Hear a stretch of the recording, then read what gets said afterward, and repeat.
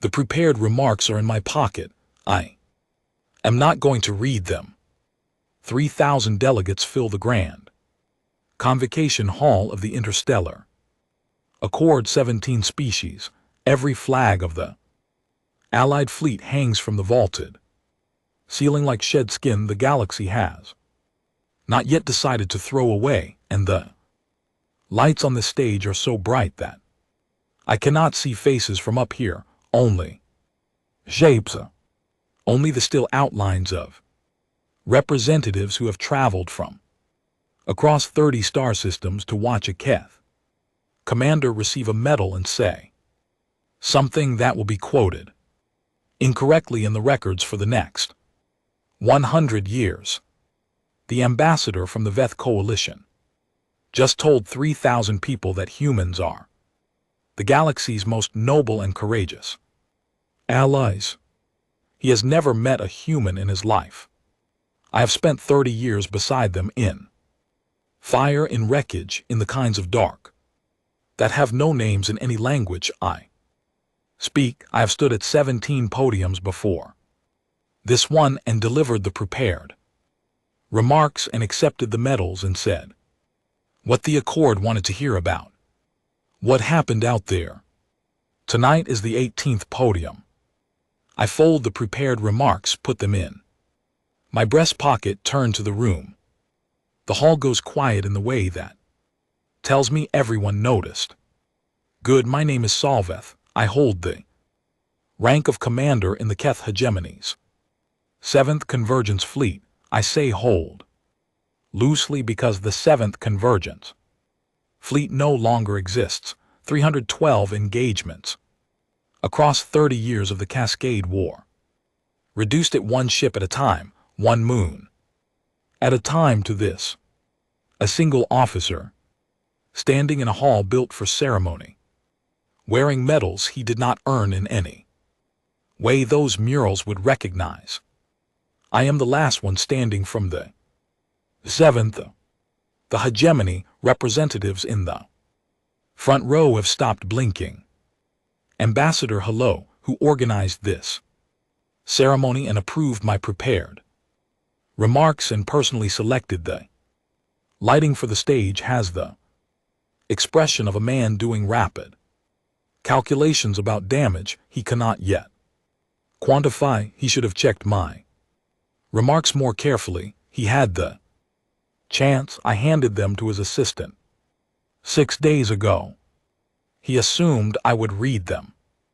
30 years of war, and he still assumed I was going to tell you what you wanted to hear tonight. I say my voice carries the way Keth voices are built to carry, without effort, without warmth, with the precision of something calibrated for this purpose long before I was born. I find I cannot. The hall does not react, it holds. I have studied silence my entire life. I still could not classify this particular kind. You have spent the last hour celebrating the human contribution to the Cascade War. The speeches were well constructed.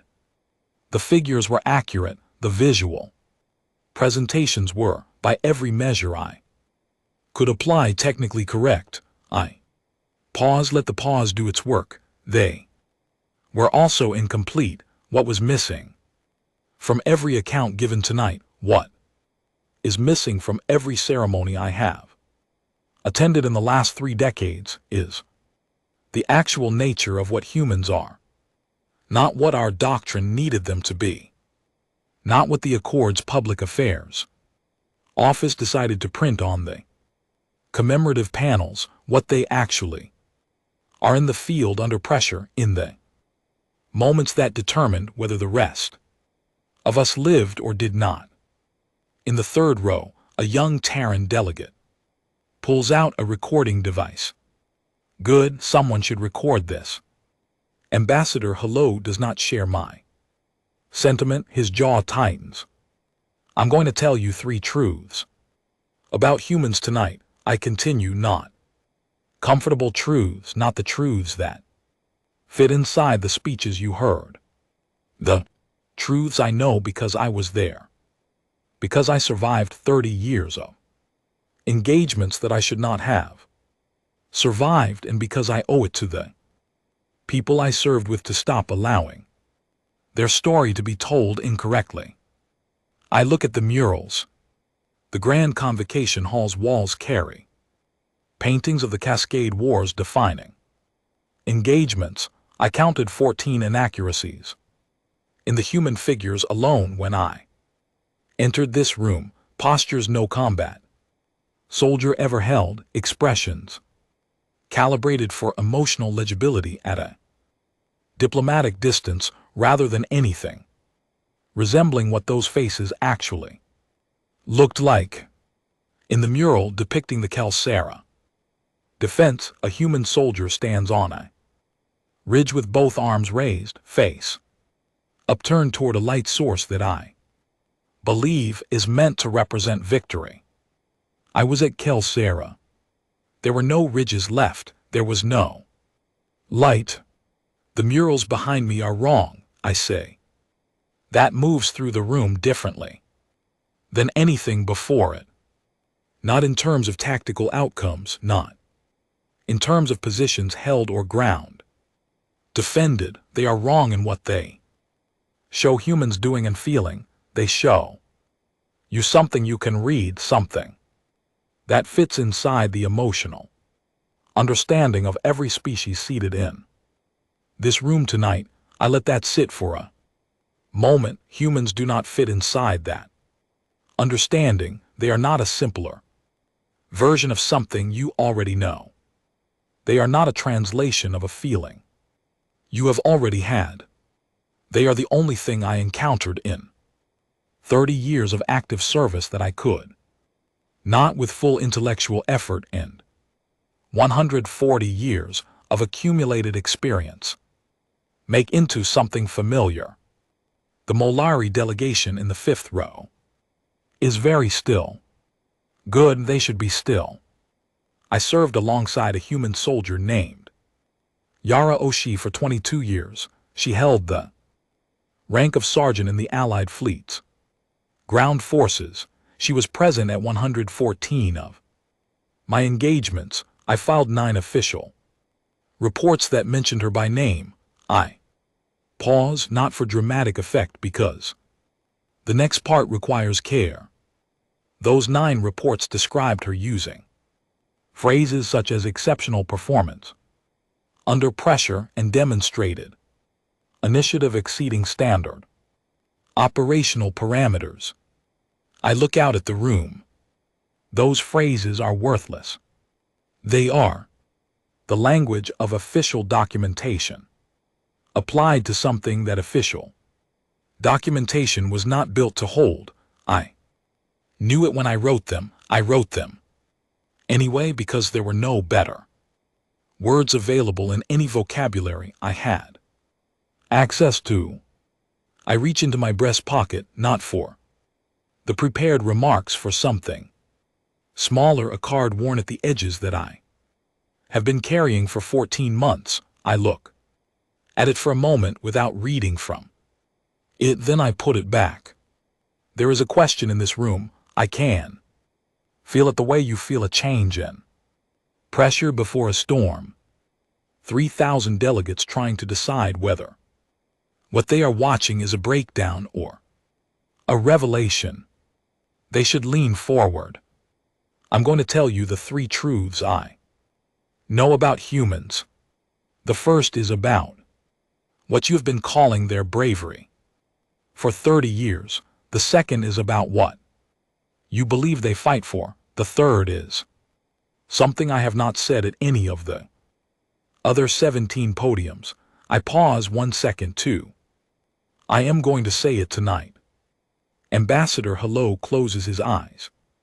What I am about to tell you will not make humans smaller. I want to be precise about that. I'm not standing here to diminish what they did or who they were. I am standing here because the galaxy's version of humans, the noble version, the comprehensible version, the version painted on these Walls is a portrait that leaves out everything that actually matters. I fold my hands on the podium, old Kethfar.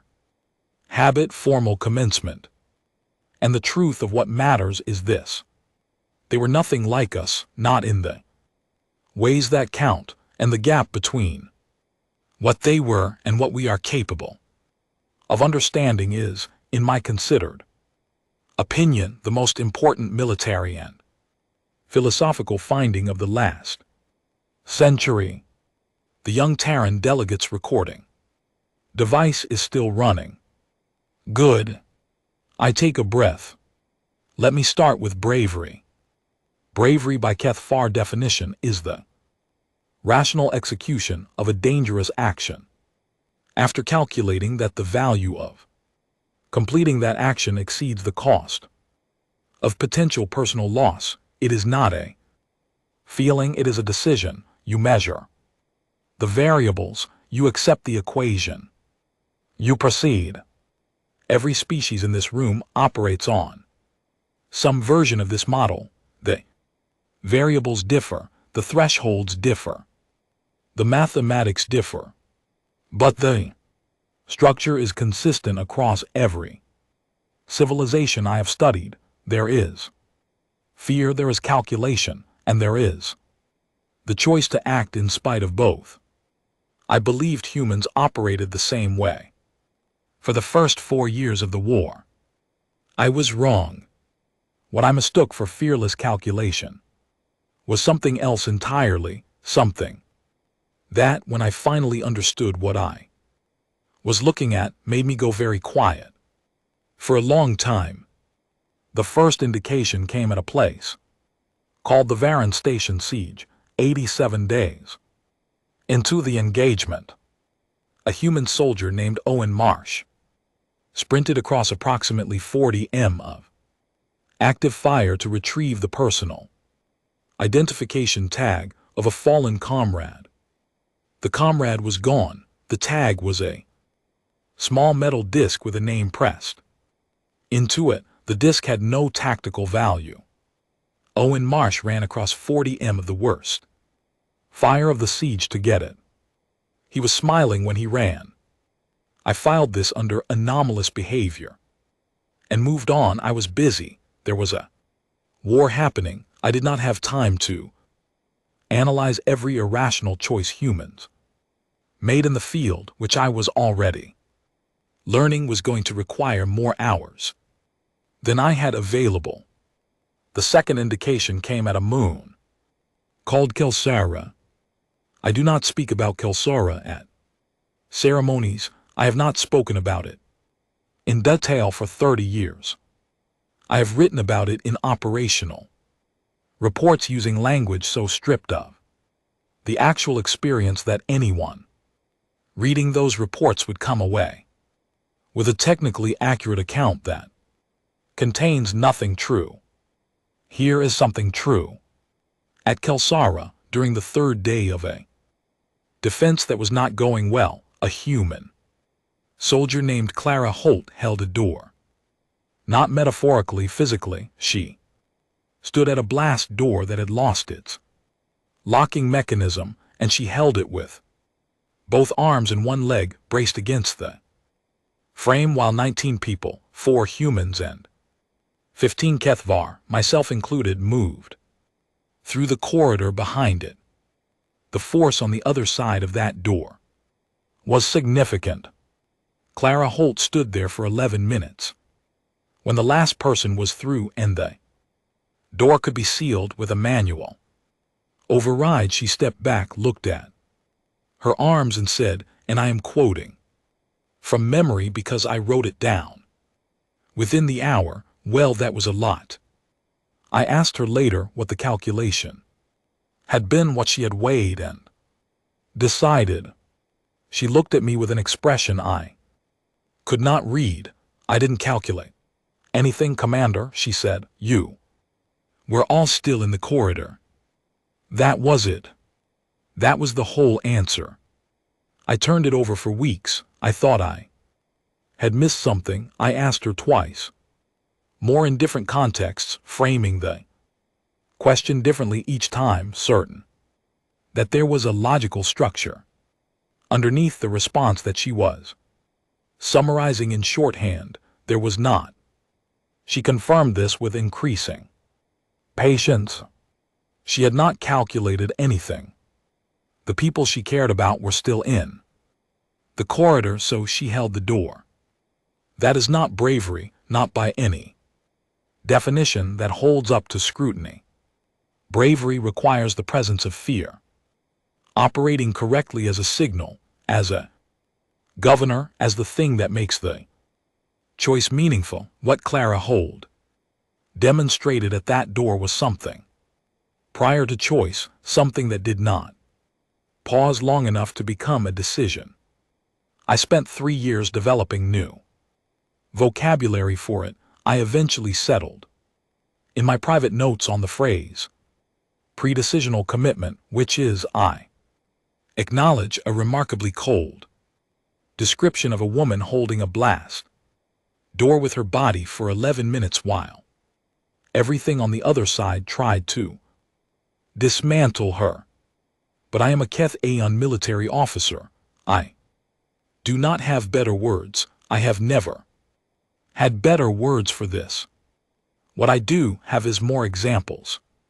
At the Rallic line, a months-long position we held in the outer systems, a human soldier named Leon Price organized the personal effects of every person who was lost during his unit's rotation.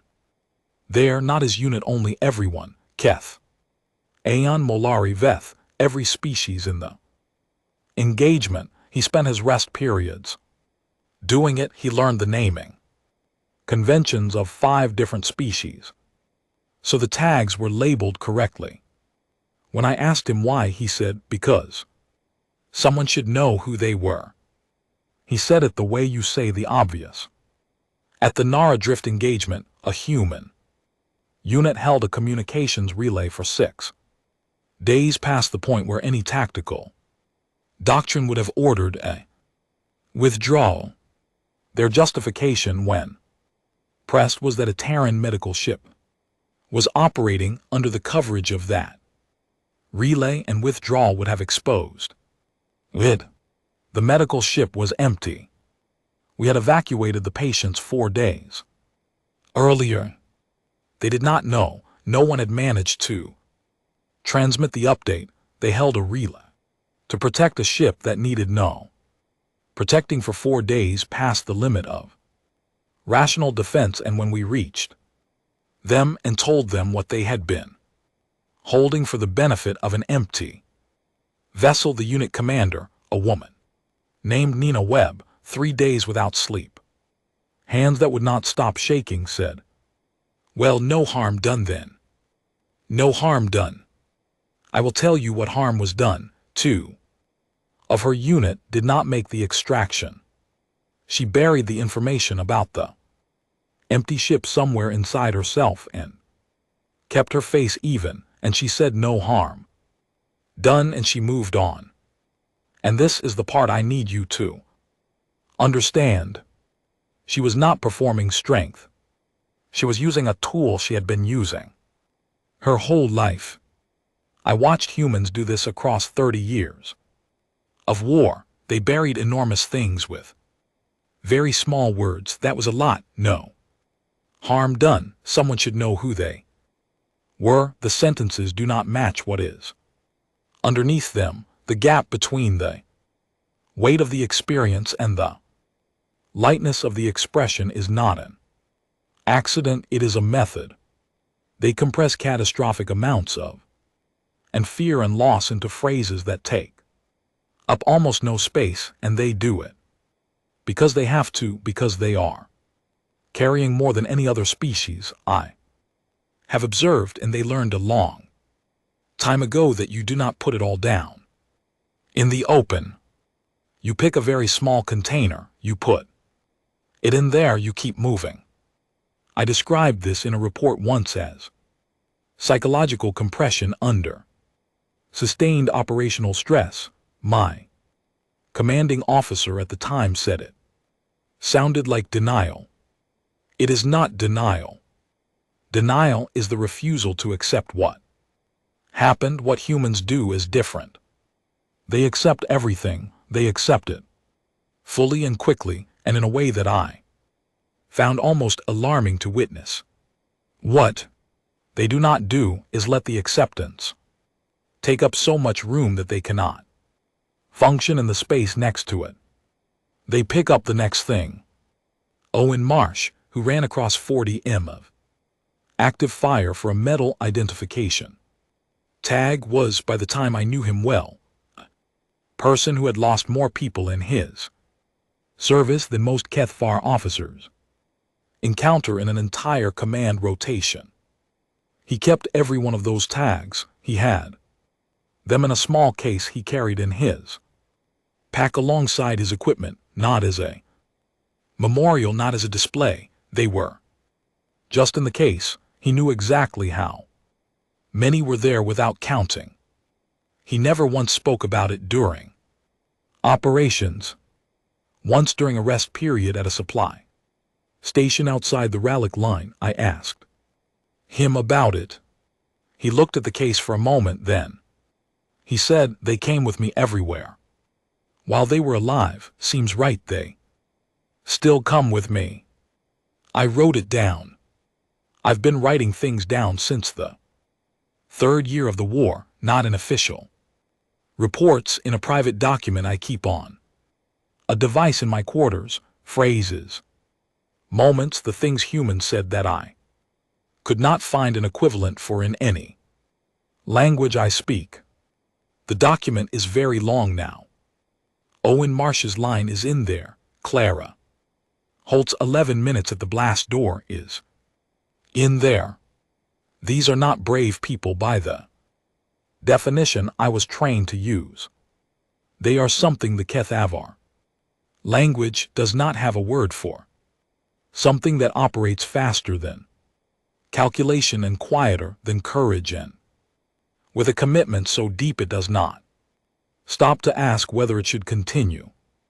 I have been looking for the word for 30 years.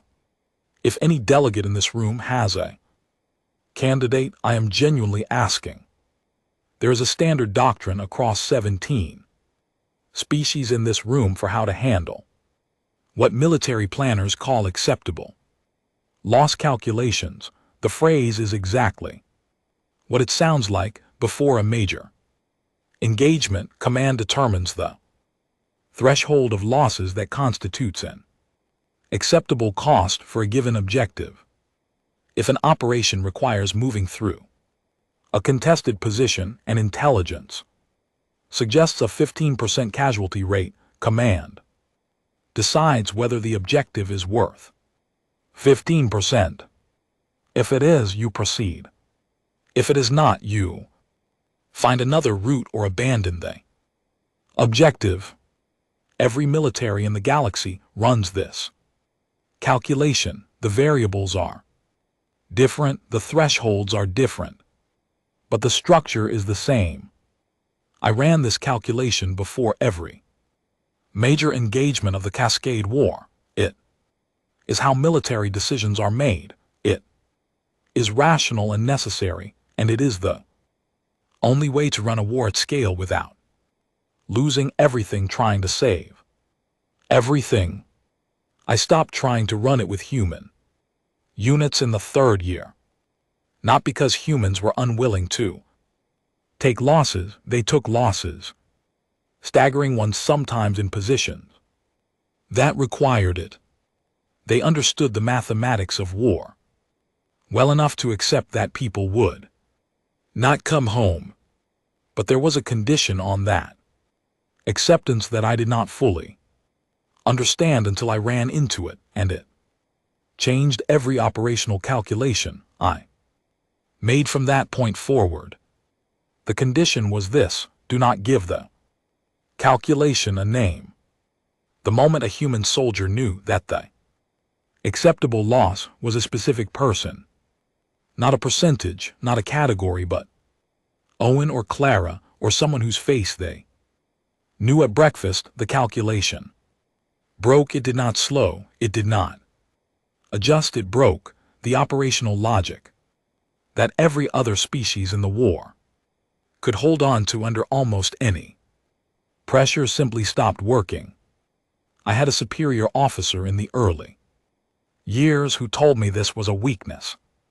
He said it directly at a strategy briefing in front of 12 officers. He said human units were tactically unpredictable because their loyalty was interpersonal rather than institutional, and that interpersonal loyalty was a liability in large-scale operations. He was not wrong about the description. He was wrong about everything else. Let me tell you about a position called the Heron Pass. The Heron Pass was a strategic choke point in the outer systems that the Alliance held for 8 months. Holding it required rotating units through the forward position every 3 weeks. The forward position was difficult. The casualty rate was high. Every rotation knew what they were going into, and they went anyway. In the 6th month, a human unit was on forward rotation when we received intelligence that an enemy offensive was about to hit the pass from an angle we had not anticipated. The mathematics were not good. Command made the calculation and issued the order to consolidate, to pull the forward position back and hold the main line rather than try to reinforce something that intelligence said we could not hold. The order was correct by every metric. No, the order was correct.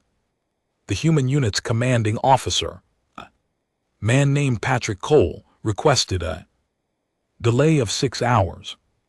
Command said no. He requested 4 hours. Command said no. He asked for 2. He got the no with considerably less patience attached to it. I was on the command channel. I heard the exchange. I thought Cole was stalling for operational reasons I did not have access to. I found out later he was stalling because his unit had 3 people out on a reconnaissance pull that had not yet returned. The enemy offensive was going to hit while his people were still outside the line. Command did not know this because Cole did not say it. He knew what Command would say if he said it, so he asked for time without explaining why. He did not get the time. He pulled his unit back as ordered, and then, after confirmation of the order, and with the official record showing full compliance, he personally went back out with 2 volunteers and retrieved all 3 people from the reconnaissance pull before the offensive hit. He was in serious disciplinary trouble. When I next saw him, I recommended against any formal proceedings.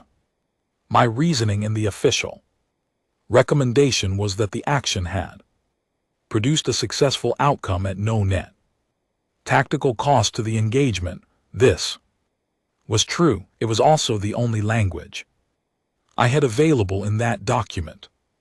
What I not write was the actual reason. The actual reason was this: I would have done the same thing. I want to be careful here. I would not have done it for the same reasons. I'm not built the way Cole was built. I do not have the circuitry that turns a name into a non-negotiable variable in an otherwise solvable equation. But I had been in the field with humans long enough by that point that I had started to understand, not feel, not replicate, but understand why the alternative was not available to him.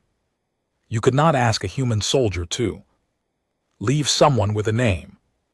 You could not hand that calculation to a human unit and expect the unit to hold together on the other side of it. Keth War can make that calculation and carry it and function. We are designed for it. We have entire philosophical frameworks built around the acceptance of loss at scale we spend years in. Officer training, learning how to hold the weight of necessary sacrifice without letting it compromise operational capacity. Humans spend that time learning each other's names, and I am not any longer certain which method produces a better outcome.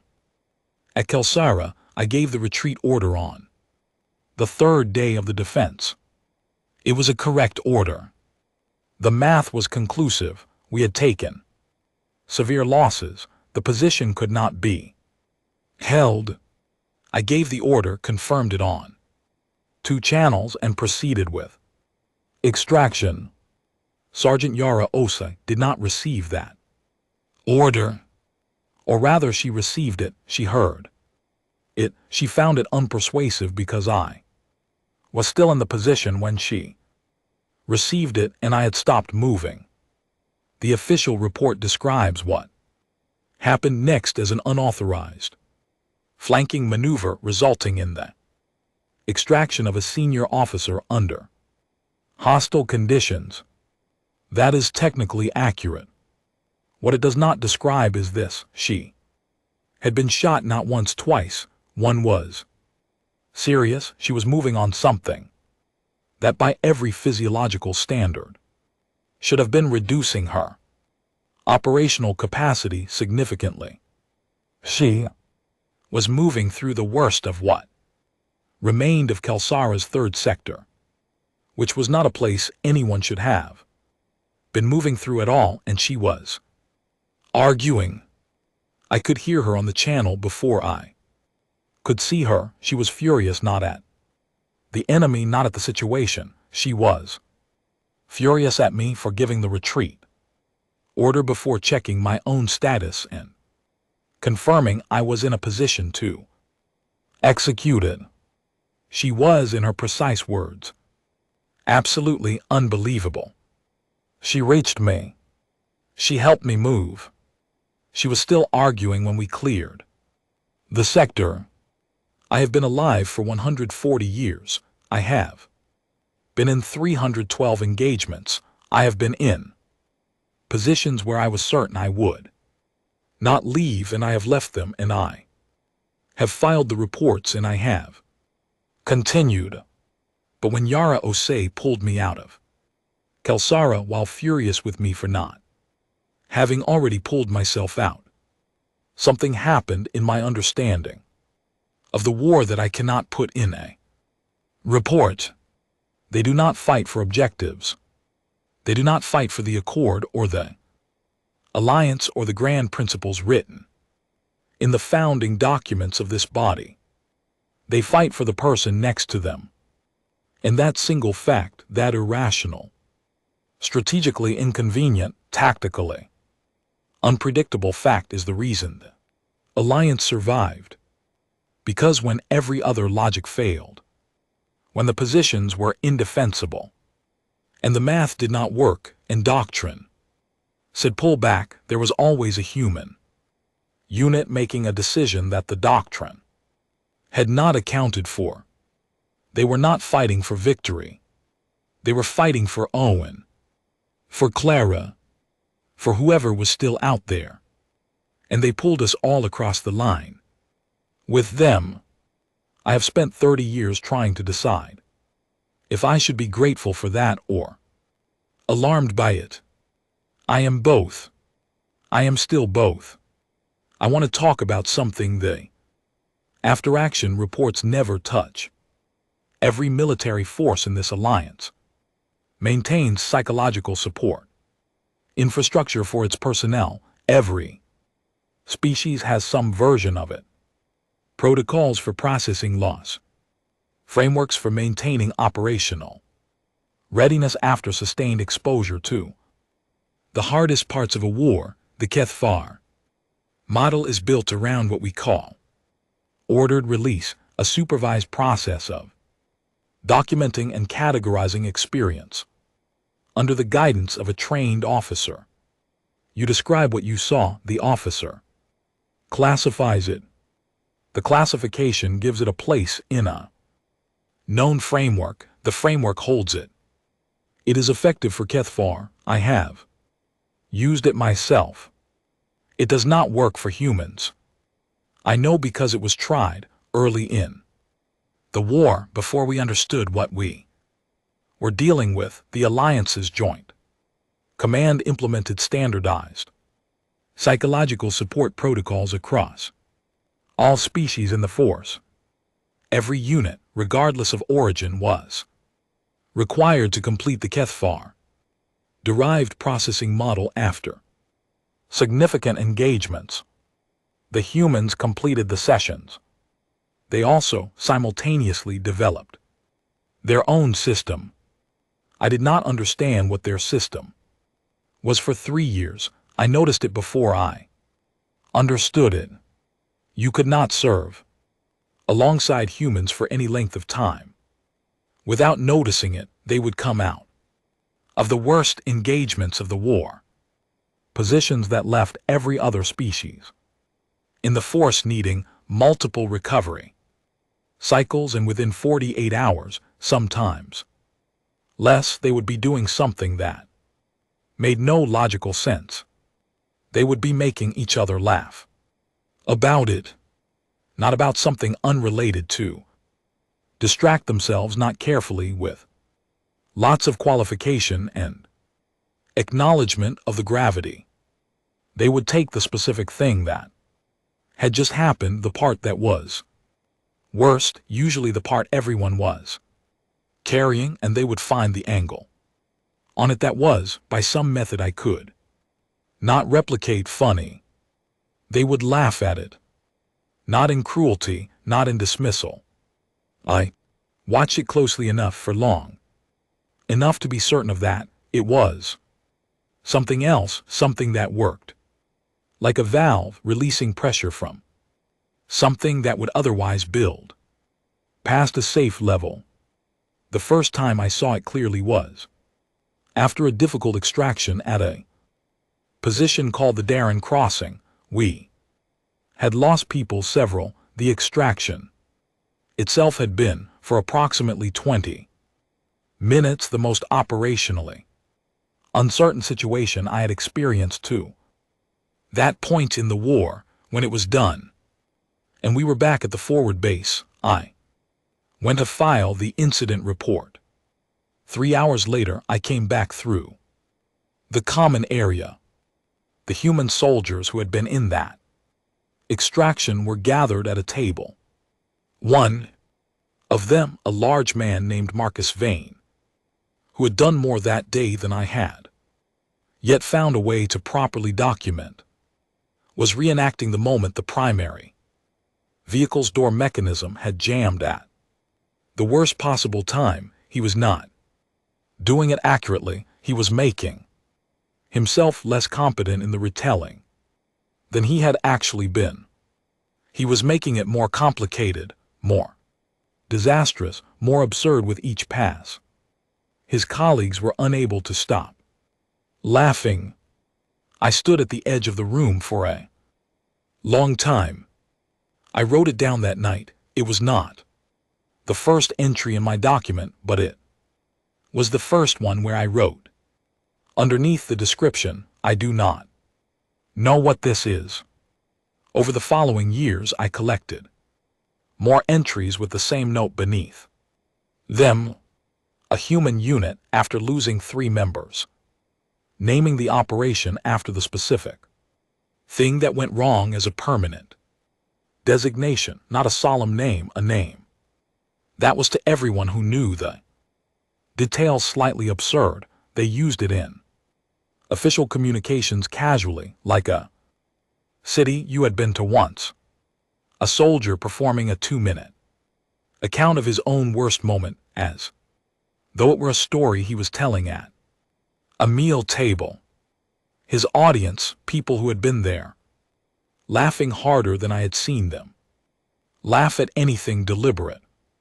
A woman named Sophie Kine, who had held a position under circumstances that I referenced in 3 separate official commendations, who described the entire experience to a junior soldier to Months later as an extremely bad afternoon.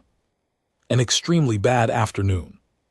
I asked her about this specifically. I told her I had been present for the events she was describing and I would not have characterized them that way. She considered this, then she said, "Well, Commander, how would you characterize it?" I told her honestly. I used the operational assessment language. I told her the position had been at severe risk of total loss for approximately 90 minutes, that extraction probability had dropped to a point I do not report in public documentation, and that what she and her unit had done to maintain the position during that window was, by any metric I could construct, extraordinary. She nodded through all of it. Then she said, "Right, so an extremely bad afternoon." I looked at her for a long time. She waited. "I do not understand how you do that," I said. She said, "You find the joke in it, or the joke finds you." I told her I did not understand what that meant. She said, "I know, I'm sorry. Not sorry in the way that means I have done something wrong, not apologetic. The way you say I'm sorry when someone has lost something and you cannot give it back, the way you say it when you are aware of a gap that cannot be bridged from your side." She said it and I wrote it down, and I have thought about it almost every day since. You find the joke in it, or the joke finds you. My best interpretation, and I put this in my private document rather than any official record, is this: carrying the full weight of everything they carry with no compression and no release would stop them, not slow them, stop them. The dark humor is not avoidance. It is the method of carrying. It is the container they found for things that have no properly sized container anywhere else. It is how they stay operational while holding more than the math says they should be able to hold. I am not able to do it. I want to be honest about this. I have tried. I am 140 years old and I have all the experience and composure that this age implies, and I cannot find the angle that makes any of it funny. I find none of it funny. I have found none of it funny for 30 years. Yara O'Malley was the best of them at this. I say this as a military assessment. As much as anything else, she had a precision with the dark joke that I never saw matched. She could take the most recent terrible thing and locate within it the specific detail that had a slightly absurd angle, and she could deliver it in the exact tone that turned a room from quiet to something that breathed again. She did it for her unit. She did it for other units. She did it occasionally for me.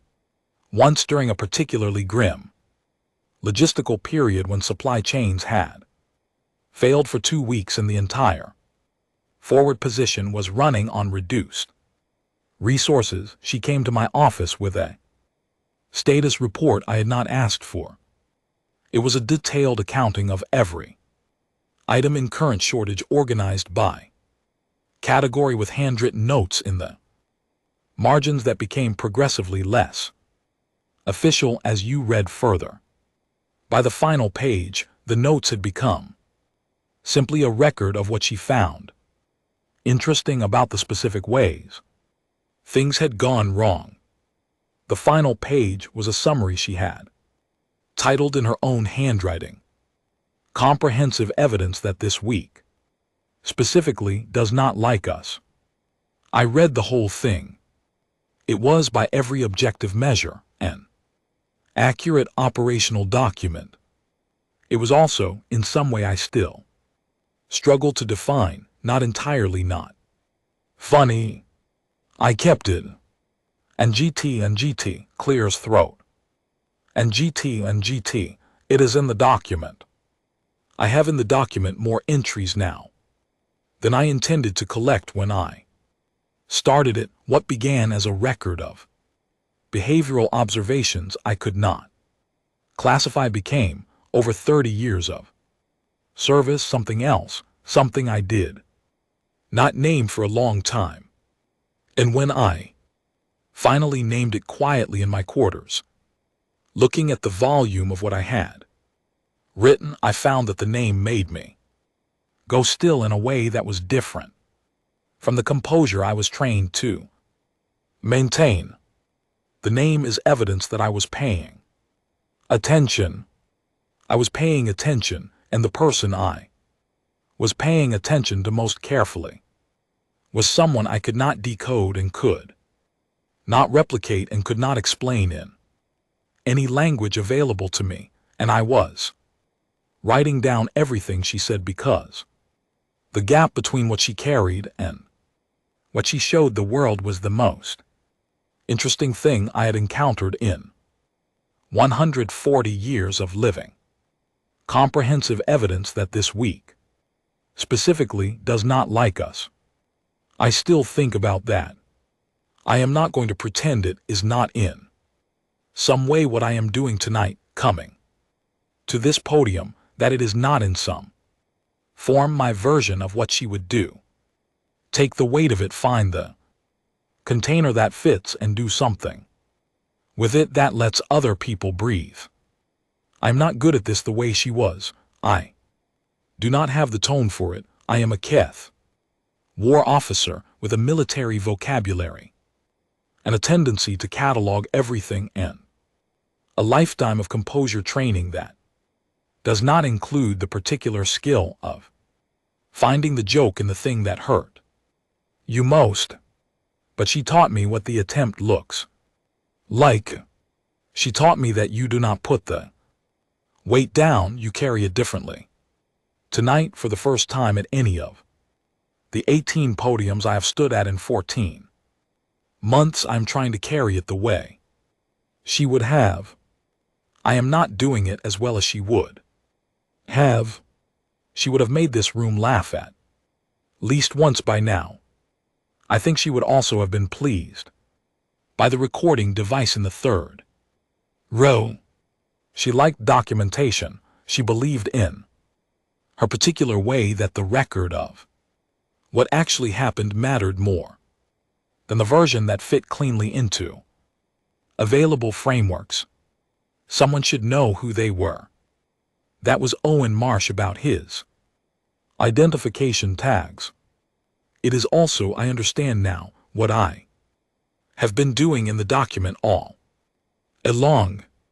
Let me tell you the last truth. Yara Oshie died 14 months ago.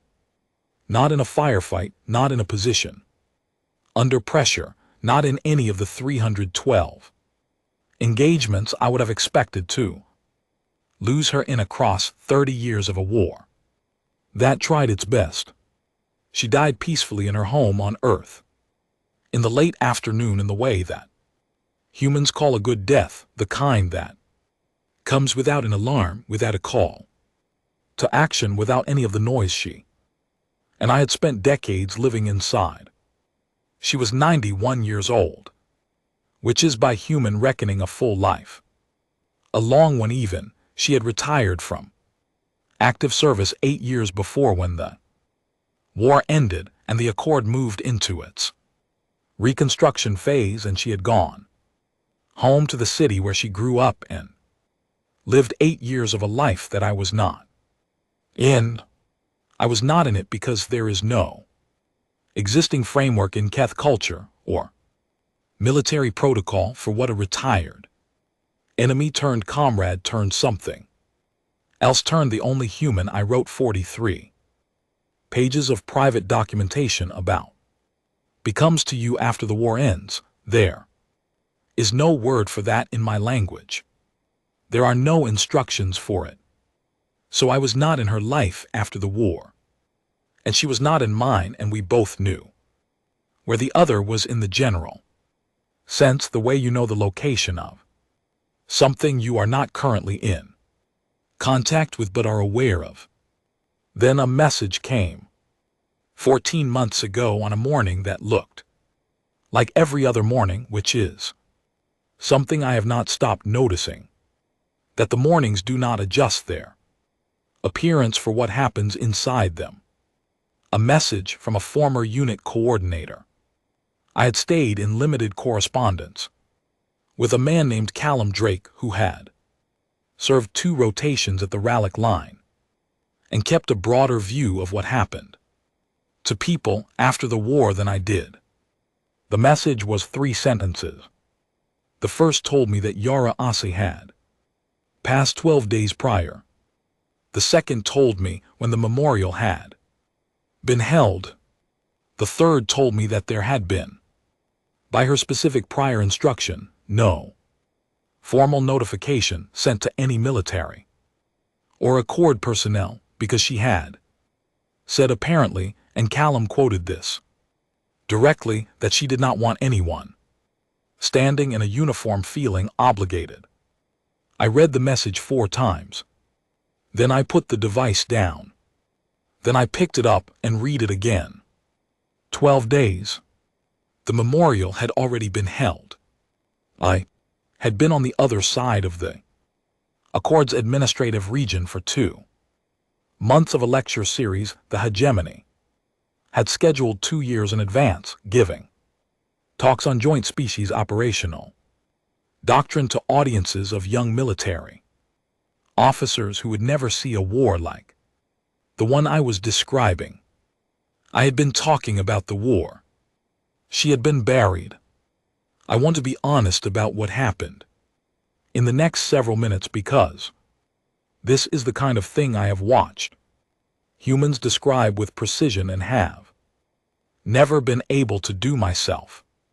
What happened was that I sat with the message for a while, and the composure I have trained for 140 years did its job, mostly in the sense that I did not perform anything visible, and the morning outside my window continued being a morning, and the device was still in my hand when the composure finished doing its job, and something underneath it became clear. I had been going to visit. I want to be precise about what I mean. I had thought about visiting multiple times in the 8 years since the war ended. I had thought I should contact her. I thought I will find the right time. I had thought I do not know what the protocol is for this, and when I know what the protocol is, I will act on it. I had been studying the protocol for 8 years. There is no protocol. There is only the action or the absence of it, and I chose across 8 years of thinking about choosing the absence. I did not go. I had the time. I had more than the time. I had 8 years of occasions on which I could have gone, written a message, opened a channel, done anything at all with the awareness that she was alive and on earth, and that the war was over, and that whatever had kept us in proximity for 22 years had been replaced by nothing that specifically required distance. I chose the distance anyway. Not deliberately, not with intention. I chose it the way you choose the familiar over the difficult, quietly, repeatedly, in small decisions that do not feel like decisions until they become 14 months of looking back at them. I did not go. I have been standing at podiums for 14 months telling you what she was, and the thing I have not said at any of them, the thing I am saying for the first time right now in this room to 3,000 people who do not know her name yet but are about to carry it with them. I should have gone. That is not a military assessment. There is no official language for it. It will not appear in any report. It is simply what is true, stated plainly by a person old enough to know the difference between a thing that has a protocol and a thing that required him to make one. I did not make one. I made a document instead. I have been adding to the document for 30 years. It began as a record of behavioral observations I could not classify. It became, in ways I did not plan and did not notice until I looked at the full volume of what I had written, something that does not have a proper name in operational vocabulary. It has 43 pages. The last entry is dated 13 months ago, the month after the message from Callum. Drake, the last entry is not an observation or a quote or a description of something she did that I could not explain. The last entry is a list. I started it without knowing it was going to be a list. I sat down to write another observation, and what came out instead was a series of things I had meant to say to her and had not because they were difficult or because I did not have the language. Some of them I had the language for. Some of them I had the exact sentences prepared, had turned them over in my mind and found them accurate and ready, and simply never delivered them. The list has 11 items. The 11th item is, I would have liked to know what you were like at 91. I added it last. I do not know if it is the most important item on the list. I know it is the one I return to most. 91 years old, 30 years after the war on Earth in a city in an afternoon. I do not know what she was doing in those years. I know she had people around her, because Callum's message mentioned a gathering at the memorial that sounded, from his description, like the kind that only happens around a person who spent their life building something. I know she had her particular talent for the dark joke and her way of carrying things without putting them down, and I know those did not leave her just because the war did. She probably made the room laugh at her own memorial. I think she arranged that deliberately. I think there is a version of her last instructions to Callum that included a line about that specifically. I did not ask Callum. I should have asked Callum. I will ask Callum. She was the only human who apologized to me for the gap between us, the only one who said I'm sorry in that specific way. Not for something she did, but for something I could not access, the only one who looked at the limitation I was working within and acknowledged it, without trying to fix it or dismiss it. You find the joke in it, or the joke finds you. I know she said I'm sorry. She saw the gap clearly. She had probably seen it from the beginning, from the first time she had to explain a decision that had no calculation in it, and watch me try to find the calculation. Anyway, she saw it, and she stayed anyway in every engagement, in every field rotation, in 22 years of a war that gave us no comfortable structure for what we were to each other. She stayed. I am standing at a podium in the grand convocation hall of the Interstellar Accord in front of 3,000 delegates who came here to watch a ceremony and are instead watching something I could not have predicted giving when I walked in. I folded the prepared remarks. I thought I knew what I was going to say. When I did that, I thought this was going to be a speech about what humans are, a military assessment delivered in front of an audience that needed a more accurate picture of the species they had been celebrating in comfortable abstractions for 30 years. It is that. It is also not only that. I have been standing at podiums for 14 months saying her name to strangers, and I think I understand now what I have Been doing not what I told myself I was. Doing what I was actually doing. I was putting her where the record could hold her.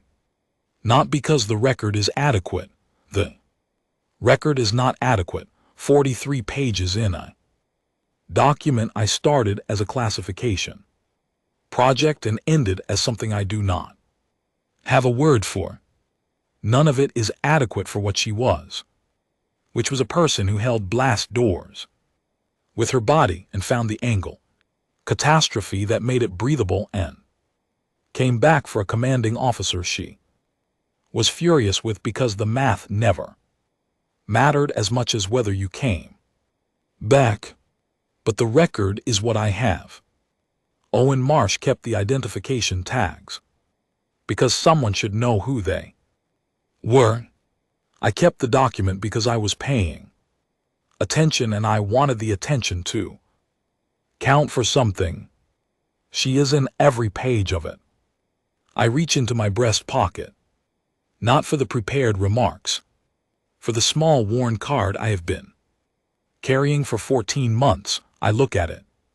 This time I do not read from it. I already know what it says. I look at it because there are 3,000 people in this room who are quiet in a way I cannot classify, and the card is the one object I have left that connects the speech I gave tonight to the person it was always about. The card is a handwritten note, 4 lines left for me at the supply station, at the relic line during the long defensive rotation there on a morning when I had apparently been working through the night on a report and she had come to find me and found me gone. The note says, "You were here when I got here, so you have probably been here all night and you are going to eat something before you file that report, or I am going to tell every junior officer on this base that the great commander Solveth needs someone to remind him that breakfast is a thing."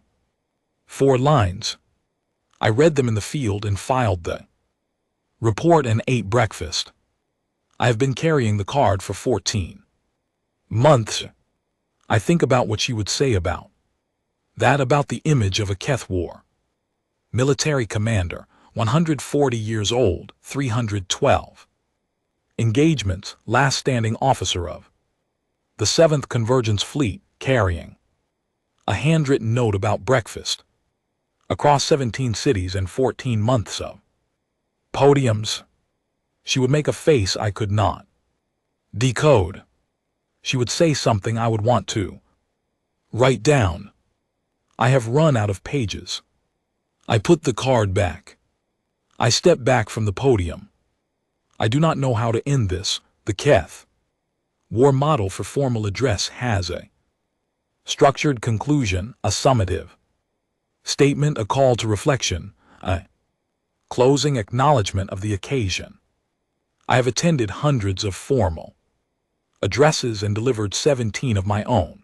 I know how this is supposed to end. I do not know how to end this one. What I know is this: they are not what the murals say they are. They are not brave in any way that word was built to hold. They do not fight for your flags or your principles or your carefully worded founding documents. They fight for whoever is still in the corridor. They carry things no other psychology I have encountered should be able to carry, and they carry it by finding the joke in it or letting the joke find them, and they keep the identification tags in a case in their pack, and they name the operations after the worst part, and they hold the blast door for 11 minutes with both arms, and they come back for you even when they are furious with you for needing to be come back for, and they write you notes about breakfast, and you carry the notes, and one morning a 3-sentence message arrives and you realize you had the time all of the time and you chose the distance, and now the distance is permanent and no protocol in any Language you speak tells you what to do. With that, the whole is quiet. I have studied silence for 140 years. This one I cannot read. I have been trying to read it since I stepped back from the podium. I think maybe she would know what kind it was. I think maybe that is the point.